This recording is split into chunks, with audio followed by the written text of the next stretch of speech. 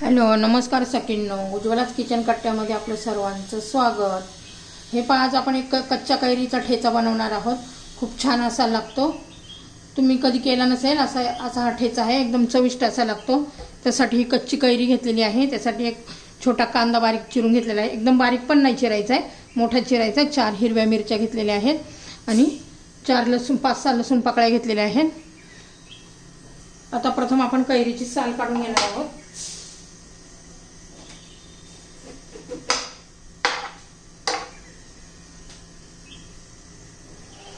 हे पहा, मी कैरीच्या फोडे करून घेतलेले आहेत।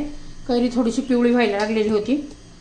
आता आपण आहे ना, तवा गरम करण्यासाठी त्यावर थोडे शेंगदाणे भाजून घेतलेले आहे। आता ते काढून घेते। खरपूस असे शेंगदाणे भाजून घ्यायचे।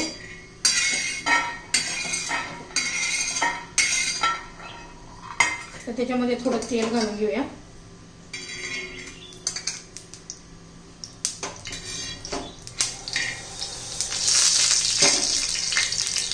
तेल गरम होऊ द्यायचे आपल्याला। त्यात जिरं घालायचंय, जिऱ्याने पण छान टेस्ट येते।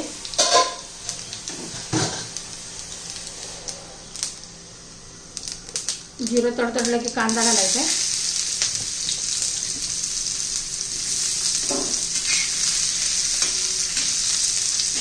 कांदा चांगला भाजून घ्यायचा, आपल्याला चांगला परतून घ्यायचा आहे। अजिबात कच्चा राहिला नाही पाहिजे, नाही तर कच्चा असा चटणीचा वास येतो।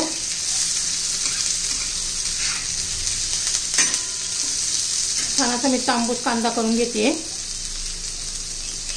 हे पहा, बऱ्यापैकी आपला कांदा झालेला आहे। त्यात लसूण घालूया, हिरवी मिरची घालायची, चांगलं परतून घेऊया।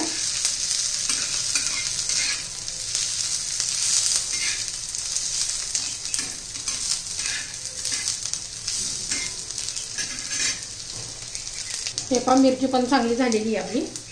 आता कोथिंबीर घालायची आहे।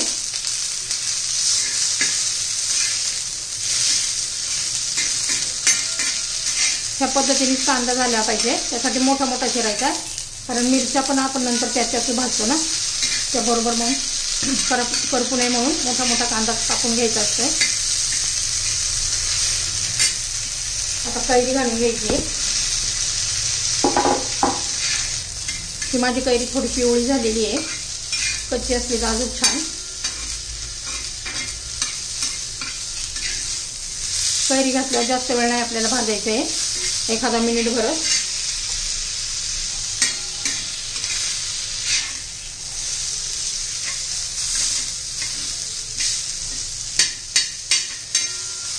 आता चवीनुसार मीठ घालू।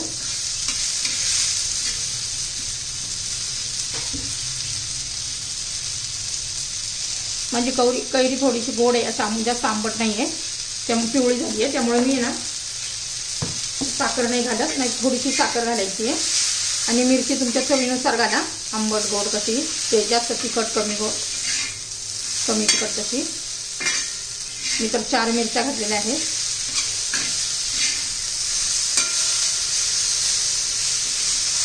हे पहा, छान असं झालेलं आहे आपलं। आता हे भाजलेले शेंगदाणे ह्या स्टेपमध्ये घालायचे ह्या वेळेस, म्हणजे असं कुरकुरीत असे शेंगदाणे लागतात। आता मी गॅस बंद करते आहे।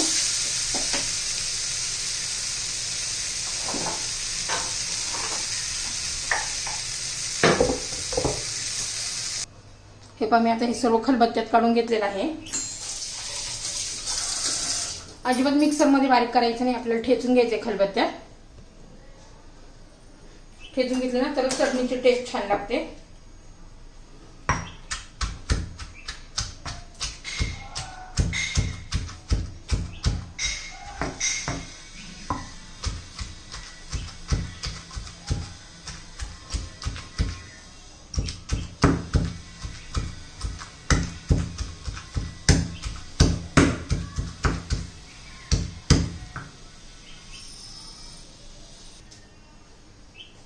हे पहा, छान अशी आपली कच्च्या कैरीची चटणी तयार झालेली आहे।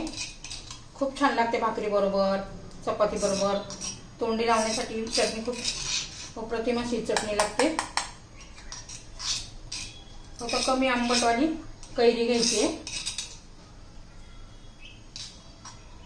तुम्हाला जर माझी चटणीची रेसिपी आवडली तर लाईक, शेअर आणि सबस्क्राईब नक्की करा, म्हणजे तुम्हाला माझ्या रोजचे नवनवीन रेसिपी पाहायला मिळतील. आपली चटणीची रेसिपी तयार. ही पहा, आपली चटणीची रेसिपी तयार झालेली आहे.